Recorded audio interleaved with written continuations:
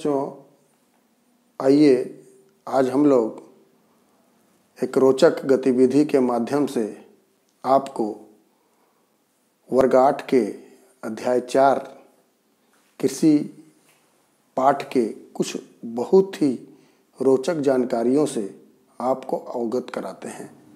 मैं हूं अंजय कुमार अग्रवाल, भूगोल का शिक्षक, और मेरे सामने हैं सत्येंद्र कुमार सिंह, ये सामाजिक अध्ययन के शिक्षक हैं। आज मैं शिक्षक की भूमिका में हूँ और ये विद्यार्थी के भूमिका में हैं। ये कुछ प्रश्न मुझसे पूछेंगे और मैं इसका जवाब दूंगा। आप इस चर्चा को ध्यानपूर्वक सुनिएगा जरूर। नमस्ते सर। नमस्ते सबको नमस्ते। नमस्कार। आज हम जानकारी पाने वाले हैं सर से, जिसमें कृषि का प्राचीनतम रूप। एक कृषि के कितने रूप हैं सर? कृषि के मुख्यतः 2 रूप हैं, एक निर्वाह कृषि और दूसरा वाणिज्यिक कृषि। यहाँ हमने लिखा है कृषि का प्राचीनतम रूप स्थानांतरित कृषि। ये क्या है? ये स्थानांतरित कृषि जो है, ये कृषि का सबसे प्राचीनतम रूप है। ये निर्वाह कृषि के अंतर्गत आता है। और ये निर्वाह कृषि जो होती है, ये मुख्यतः किसान अपने जीवन यापन के लिए करता है। और इस प्रकार की कृषि में किसान जो है वो जंगलों को काटता है और उसको जलाकर वहाँ पर कुछ जगह बनाता है, और जगह बनाकर वहाँ पर कुछ दिनों तक खेती करता है, और इस प्रकार उस जगह को छोड़कर फिर दूसरे जगह पर चला जाता है। इसलिए इसको लोग आदिम कृषि भी कहते हैं। यह स्थानांतरित कृषि का उदाहरण है। आदिम कृषि यानी जो प्राचीन काल से चली हाँ, जो प्राचीन काल से कृषि का जो रूप चला आ रहा है, अच्छा। उसको हम लोग कहते हैं आदिम कृषि। अच्छा, अब एक प्रश्न आया, कपास, ये शायद वस्त्र उद्योग की शुरुआत इसी से हुई होगी, तो कपास का जन्मदाता किसे कहेंगे? कपास जो है वो एक रेशेदार फसल है, आपको मालूम है। और 2 मुख्य रेशेदार फसलों के बारे में हम लोगों ने इस पाठ में अध्ययन किया है, एक कपास और दूसरा पटसन। तो कपास जो है वो उससे रुई बनती है और रुई से सूती वस्त्र बनते हैं, और इसीलिए इसको हम लोग सफ़ेद सोना के नाम से भी जानते हैं, क्योंकि सफ़ेद रंग का होता है और इसे सूती वस्त्र बनते हैं, इसलिए इसको हम लोग सफ़ेद सोना के नाम से भी जानते हैं। ये बहुत महंगा है और नकदी फसल भी है, और नकदी फसल भी है। हाँ, सफ़ेद सोना का, सफ़ेद सोना का। और इसी के क्रम में शायद सुनहरा रेशा पटसन को कहते हैं। पटसन को हम लोग सुनहरा रेशा कहते हैं, गोल्डन फाइबर। गोल्डन फाइबर इसको पटसन को ही जूट कहते हैं। जूट कहते हैं जी सर। इससे दरियाँ, बोरे, चटाई, कालीन, कंबल आदि कई सारी चीज़ें बनती है। और हमारे देश से पटसन से बने हुए बहुत सारी वस्तुएं विदेशों में निर्यात की जाती है। भारत जूट का सबसे बड़ा निर्यातक देश भी कहा जाता है। बड़ी अच्छी जानकारी है। अब सर, कॉफी की खोज कहाँ से हुई? कॉफ़ी जो है एक विश्व का दूसरा सबसे प्रमुख पेय फसल है। सबसे प्रमुख पेय फसल चाय होती है। हमारे घर में कोई भी आता है तो हम लोग उसको चाय ही पूछते हैं, लेकिन कुछ घरों में कॉफ़ी भी पूछी जाती है। तो कॉफ़ी जो है विश्व का दूसरा सबसे प्रमुख पेय फसल है, और इसकी खोज सबसे पहले इथियोपिया, जो कि अफ्रीका का एक देश है, वहाँ पर इसकी खोज हुई थी। वाह। विश्व का कॉफी कटोरा, ये कौन है? कॉफ़ी जो है पूरे विश्व में ब्राज़ील में सबसे ज़्यादा उगाई जाती है। ब्राज़ील जो है कॉफ़ी का सबसे बड़ा उत्पादक देश है, इसलिए ब्राज़ील को विश्व का कॉफ़ी का कटोरा भी हम लोग कहते हैं। अब ये ओलंग जो है ये चाय का एक रूप है, चाय का एक प्रकार है। चाय अनेकों प्रकार की होती है, उसमें से एक चाय का नाम दिया गया ओलंग चाय। ये बहुत ही महंगी चाय होती है और पूरे विश्व में इसकी काफ़ी डिमांड है, काफ़ी मांग है। यह चाय जो है वो ताइवान नामक देश, जो कि चीन के पास में है, वहाँ पर उगाई जाती है। और चाय की शुरुआत तो चीन से हुई ना? चाय की शुरुआत चीन से ही हुई। चाय की शुरुआत के बारे में एक बहुत ही रोचक कहानी प्रसिद्ध है कि चीन का जो राजा था, चीन का राजा एक बार पानी पी रहा था, तो उसके पानी के कटोरे में कुछ पत्तियां आकर गिर गई, और उन पत्तियों को जब उबाल करके उसने वो पानी पिया तो उसको बहुत स्वादिष्ट लगी, और कहा जाता है कि उसी दिन से चाय की शुरुआत हो गई। इस प्रकार चाय की शुरुआत जो है वो चीन से हुई है। बड़ी अच्छी जानकारी आपने दी। ये कपासी मिट्टी, कपासी मिट्टी, भारत में मिट्टी के जो 6 प्रकार पाए जाते हैं उसमें काली मिट्टी भी एक प्रकार है। और ये काली मिट्टी जो है वो दक्कन के पठारों में लावा से बनती है और ये काले रंग की होती है। ये मिट्टी जो है वो कपास के उत्पादन के लिए बहुत ही ज़्यादा अच्छी होती है और उपयुक्त होती है, इसलिए इसको हम लोग कपासी मिट्टी भी कहते हैं। इसका उपनाम है काली मिट्टी का कपासी मिट्टी। अच्छा सर, अब है कि जैविक खाद और प्राकृतिक पीड़कनाशी के उपयोग से होने वाली कृषि।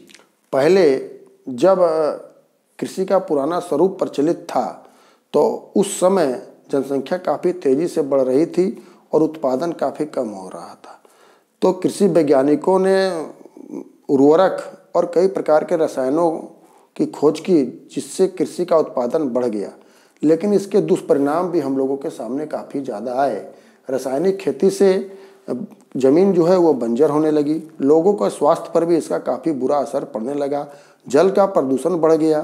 तो इस प्रकार से इनके नुकसान को देखते हुए फिर से जैविक खाद और प्राकृतिक पीड़कनाशी का खोज किया गया है। प्राकृतिक पीड़कनाशी का आविष्कार किया गया कृषि वैज्ञानिकों ने, और इसकी मदद से जो खेती की जाती है उसको हम लोग जैविक खेती या जैविक कृषि कहते हैं। शायद जो जहर है, कीटनाशक डाले जाते हैं, उसके कारण अच्छे जीवाणु भी बुरे जीवाणुओं के साथ मर जाते हैं और उसका और भी नुकसान होता है। आपने बिल्कुल सही बात आपने कही जी।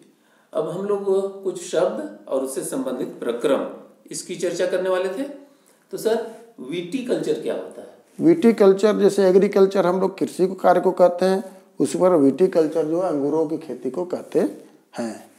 अच्छा, अंगूर से की खेती से जुड़ा हुआ जो कार्य है उसको हम लोग बोलते हैं विटीकल्चर। विटीकल्चर।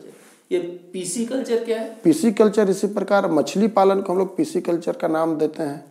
मछली जो पालन करते हैं उस कार्य को पीसी कल्चर कहते हैं। अच्छा, वो मछली का एक इंग्लिश स्पाइसिस भी है शायद, इसी से ये पीसी कल्चर। उसी से पीसी कल्चर बना। अच्छा, ये सेरीकल्चर सर? सेरीकल्चर हम लोग रेशम उत्पादन को कहते हैं। रेशम के कीटों से जो रेशम निकलता है उस पूरे प्रक्रम को हम लोग सेरीकल्चर कहते हैं। अच्छा, और हॉर्टिकल्चर? हॉर्टिकल्चर फलों के उत्पादन को कहते हैं। फल के उत्पादन में कार्य में जो लगे हुए लोग हैं उसको कहते हैं हॉर्टिकल्चर। यानी वो खेती से थोड़ा अलग है, उसमें फलों की खेती मुख्य रूप से की जाती है। अच्छा, अब ये एपीकल्चर? एपीकल्चर मधुमक्खी पालन को कहते हैं। मधुमक्खी पाल के उससे जो शहद निर्माण का कार्य किया जाता है उस पूरे कार्य को हम लोग एपीकल्चर का नाम देते हैं। और फ्लोरिकल्चर? फ्लोरिकल्चर भी खेती का एक रूप है जिसमें फूलों की खेती हुई। जिस प्रकार हॉर्टिकल्चर में फलों की खेती होती है उसी प्रकार फ्लोरिकल्चर जो है फूलों की खेती से संबंधित कार्य है। आजकल हम देखते हैं झारखंड में भी फूलों की खेती काफी हो रही है। हाँ, आजकल इसको हम लोग व्यावसायिक खेती के रूप में किसान लगाते हैं, क्योंकि इसमें पानी कम लगता है और ये बंजर भूमि में भी आसानी से उग जाती है, इसलिए फूलों की खेती को बढ़ावा दिया जा रहा है। अच्छा, इसमें पैसे भी बहुत मिलते हैं? पैसे भी बहुत मिलते हैं जी। अब अगला हम लोगों का खंड है रोपण फसल और उसके उत्पादक देश। तो आप हमें बताने वाले थे रबर के प्रमुख उत्पादक। रबर जो है यह एक प्रमुख रोपण फसल है। हमारे देश में केरल में रबर के बड़े बड़े बागान पाए जाते हैं। रबर का पौधा आप लोगों ने देखा होगा। इसके पत्तों से जो दूध निकलता है, छाल से जो दूध निकलता है, उस दूध को जमा करके उससे रबर पैदा किया जाता है। रबर हमारे कई कामों में आता है, इसको प्राकृतिक रबर हम लोग कहते हैं। तो यह जो खेती होती है रोपण कृषि के अंतर्गत आती है। बहुत लंबे विस्तृत क्षेत्र में सिर्फ रबर के ही पौधे लगाए जाते हैं। इस प्रकार की खेती जो है वो मलेशिया और इंडोनेशिया, जो विषुवत रेखा के आसपास के जो देश होते हैं वहाँ पर इस प्रकार की खेती काफ़ी ज़्यादा होती है। तो मलेशिया और इंडोनेशिया इसके विश्व के सबसे बड़े उत्पादक देश हैं। अगला फसल है मसाले। मसालों का नाम सुनकर हमारे मुंह में पानी आने लगता है। और भिन्न भिन्न प्रकार के मसालों के लिए हमारा देश तो प्रसिद्ध है। प्राचीन जमाने में भी गरम मसाला जो है वो हमारे देश से पूरे विश्व में जाता था, निर्यात किया जाता था। और ये मसालों के रूप में हमारा देश बिल्कुल समृद्ध है। कई तरह के मसाले हमारे यहाँ उगाए जाते हैं और आज भी दूसरे देशों को निर्यात किए जाते हैं। और हमारा देश जो है विश्व का सबसे बड़ा उत्पादक और उसका निर्यातक देश भी है। हमारा ही देश है भारत। ये मसालों में लौंग, इलायची, सारी चीज़ें आती हैं। लौंग, इलायची, मिर्च, दालचीनी, गोल जीरा। मिर्च, जीरा, जितने प्रकार के मसाले हमारे किचन में, हमारे रसोई घर में मिलते हैं, सारे मसाले हमारे देश के ही हैं। ये कहवा आपने लिखा है कहवा सर? कॉफ़ी अच्छा। है ना। कहवा जो है, इसके उत्पादक, इसकी चर्चा हम लोग कर चुके हैं।